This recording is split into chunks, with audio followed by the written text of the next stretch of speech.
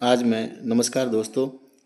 आज मैं आपके लिए लाया हूँ बिहार मैट्रिक के स्टूडेंट के लिए विज्ञान का ऑब्जेक्टिव कुछ क्वेश्चंस, महत्वपूर्ण क्वेश्चंस। इसे आप देख लेंगे। तो शुरू करते हैं। किसी प्रकाश स्रोत के सामने एक रुकावट रखने पर क्या बनता है? तो यहाँ पे मैं आपको बता दूँ, किसी प्रकाश स्रोत के सामने एक रुकावट रखने पर छाया बनती है। अगला जो प्रश्न है हमारा वो है, समतल दर्पण के सामने समतल दर्पण की फोकस दूरी कितनी होती है? तो समतल दर्पण की फोकस दूरी अनंत होती है, आप याद रखेंगे। उसके बाद 1 मीटर फोकस दूरी वाले उत्तल लेंस की क्षमता क्या होगी? तो क्षमता का जो हमारा फॉर्मूला होता है वो होता है P बराबर वो 1/F होता है। 1/1 करेंगे तो आपका 1 आ जाएगा। और उत्तल लेंस की जो फोकस दूरी होती है वो धनात्मक होती है, इसलिए इसका उत्तर होगा C। फिर हम आगे बढ़ते हैं। निम्नलिखित में किस लेंस को अपसारी लेंस बोला जाता है? अपसारी लेंस वो होता है जो प्रकाश को फैलाता है, तो ये अवतल लेंस होगा जो प्रकाश को फैलाने का काम करता है। अगला प्रश्न है, प्रकाश की चाल विभिन्न माध्यमों में होता है। तो प्रकाश की चाल विभिन्न माध्यमों में भिन्न भिन्न होती है, अलग अलग माध्यम में प्रकाश की चाल अलग अलग होती है। अब अगला हम सवाल देखते हैं, किसी लेंस द्वारा उत्पन्न आवर्धन का एसआई मात्रक। तो आवर्धन का एसआई मात्रक नहीं होता, वो मात्रक विहीन होता है। फिर हम आगे बढ़ते हैं, किसका किसका अपवर्तनांक सबसे अधिक होता है? तो हीरा सबसे कठोर पदार्थ है, उसी का अपवर्तनांक सबसे अधिक होता है। एक अभिसारी लेंस बनाता है, अभिसारी लेंस यानी उत्तल लेंस, वो कभी आभासी तो कभी वास्तविक प्रतिबिंब ही बनाता है, इसलिए इसका आंसर सी होगा।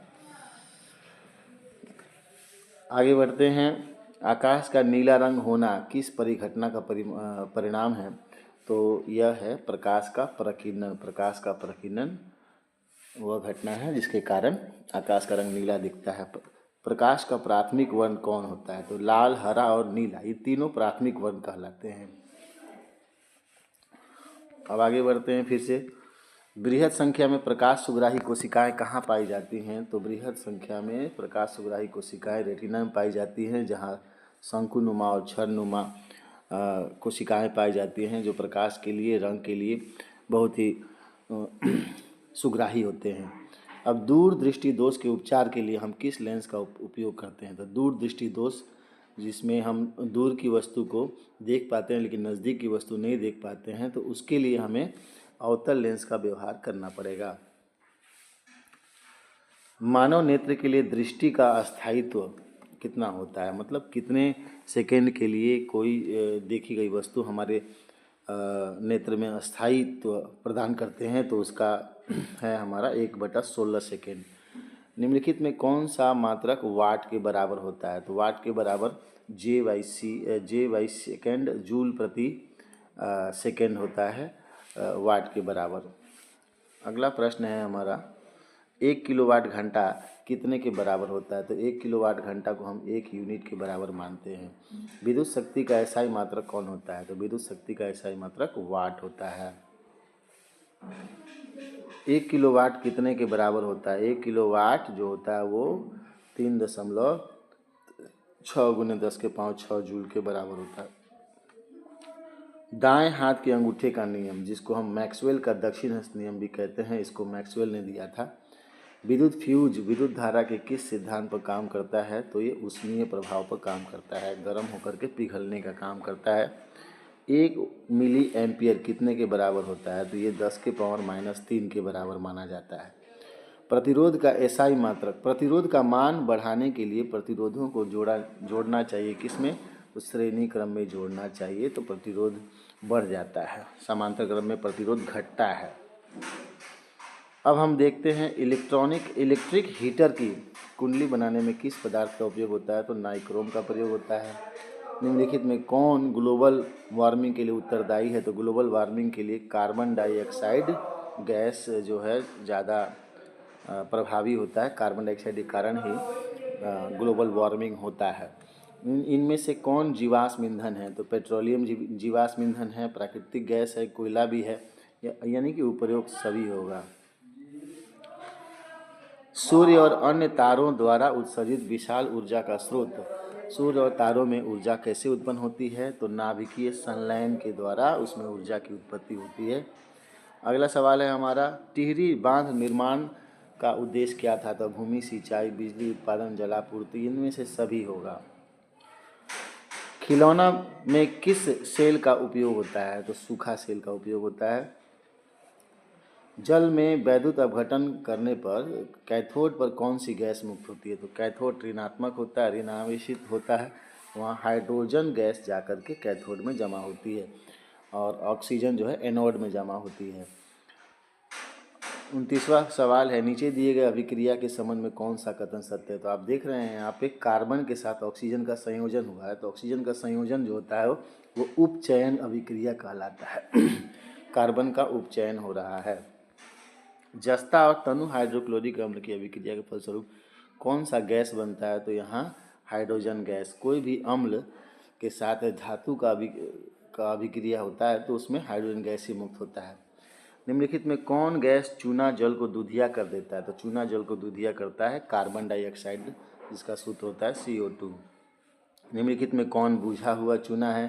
तो CaOH whole twice calcium hydroxide जो है बुझा हुआ चूना होता है। दंतमंजन जो हम प्राय इस्तेमाल करते हैं वो क्षारीय होता है। यहाँ पूछा गया है कैसा होता है, तो क्षारीय ही होता है, जो हमारे मुंह के बने हुए अम्लों को निष्क्रिय करता है।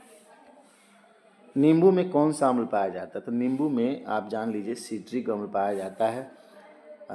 एसिटिक अम्ल आपको सिरका में पाया जाता है। फॉर्मिक अम्ल जो चींटी होती है लाल चींटी, उसमें। लैक्टिक अम्ल दही में पाया जाता है। मिल्क ऑफ मैग्नीशिया का pH मान कितना होता है? तो मिल्क ऑफ मैग्नीशिया जो होता है वो क्षारीय होता है, जो पेट की अम्लीयता को कम करने के लिए दिया जाता है। इसका pH मान 10.5 के बराबर माना जाता है। जस्ता का अयस्क, जस्ता हमें किससे प्राप्त होता है? तो जिंक ब्लेड से हमें जस्ता प्राप्त होता है। अब यहाँ है धातु जो सिर्फ अम्ल राज में घुलता है, तो हमारा जो सोना है वो अम्ल राज में घुल जाता है। इसलिए गहने को साफ कराते समय ध्यान देना होगा कि अम्ल राज में अगर रखेंगे तो सोना हमारा गल जाएगा, उसी में घुल जाएगा। निम्नलिखित में कौन आयनिक यौगिक नहीं है? आयनिक यौगिक वही होते हैं जो जिसमें अधातु से बने हुए यौगिक होंगे तो आयनिक नहीं होंगे। अधातु यानी कार्बन और ऑक्सीजन से बना हुआ कार्बन डाइऑक्साइड ही हमारा आयनिक यौगिक नहीं है। हीलियम कैसा गैस है? तो अक्रिय गैस है। हीलियम अक्रिय गैस है। सबसे कठोर पदार्थ इनमें से कौन है? तो सबसे कठोर पदार्थ आप जानते हैं हीरा होता है। बेंजीन का रासायनिक सूत्र कौन है? तो बेंजीन का रासायनिक सूत्र यहाँ पे C6H6 होता है, जो एरोमेटिक यौगिक है। हाइड्रोजन के दो परमाणुओं के बीच कौन सा बंधन होता है? तो एकल बंधन उसमें पाया जाता है, एक आबंध पाया जाता है हाइड्रोजन में H2। चूना जल का रासायनिक सूत्र, ये दोबारा रिपीट किया हुआ क्वेश्चन है। चूना जल, जिसको हम बुझा हुआ चूना भी कहते हैं, ये चूना जल का सूत्र हो गया। अब आइए चीनी का रासायनिक सूत्र। चीनी का जो रासायनिक सूत्र है C12H22O11 होता है। ये जो आप पहला जो देख रहे हैं एथेनॉल है, दूसरा आपका ग्लूकोज है, और ये जो डी में देख रहे हैं एसिटिक अम्ल का सूत्र दिया हुआ है, सी में चीनी का सूत्र है। निम्नलिखित में कौन सा कार्बनिक यौगिक सबसे अभिक्रियाशील होता है? तो अभिक्रियाशील वो होता है जिसमें बंधनों की संख्या बढ़ते जाती है। तो यहाँ पे पहला, दूसरा और तीसरा ये सब जो है एल्केन के यौगिक है, और जो डी है वो एल्कीन है, तो एल्कीन ज़्यादा क्रियाशील होता है। ठीक है, आगे हम बढ़ते हैं। मेंडलीफ ने अपने आवर्त सारणी तैयार करने के लिए कौन सा मापदंड अपनाया? तो मेंडलीफ ने परमाणु द्रव्यमान के अनुसार आवर्त सारणी को सजाया था। निम्नलिखित में कौन क्षार धातु नहीं है? तो हमारा जो मैग्नीशियम है वो क्षार धातु नहीं है। मैग्नीशियम क्षार धातु नहीं माना जाता है। फिर आगे बढ़ते हैं हम। निम्नलिखित में कौन हैलोजन समूह का सदस्य? हैलोजन समूह का तत्व होता है ब्रोमीन। कौन होता है? तो हैलोजन समूह का तत्व है ब्रोमीन हमारा। तो आप यहाँ ब्रोमीन पर टिक लगाएंगे। जिंक की परमाणु संख्या कितनी होती है? जिंक की परमाणु संख्या 30 होती है। निम्नलिखित में कौन विद्युत ऋणात्मक है? विद्युत ऋणात्मक सभी अधातु होते हैं विद्युत ऋणात्मक। अगला प्रश्न हमारा है, राजस्थान के किस ग्राम में चिपको आंदोलन के क्रम में महिलाओं ने जाने दी? तो याद रखिएगा खेजूरी ग्राम में।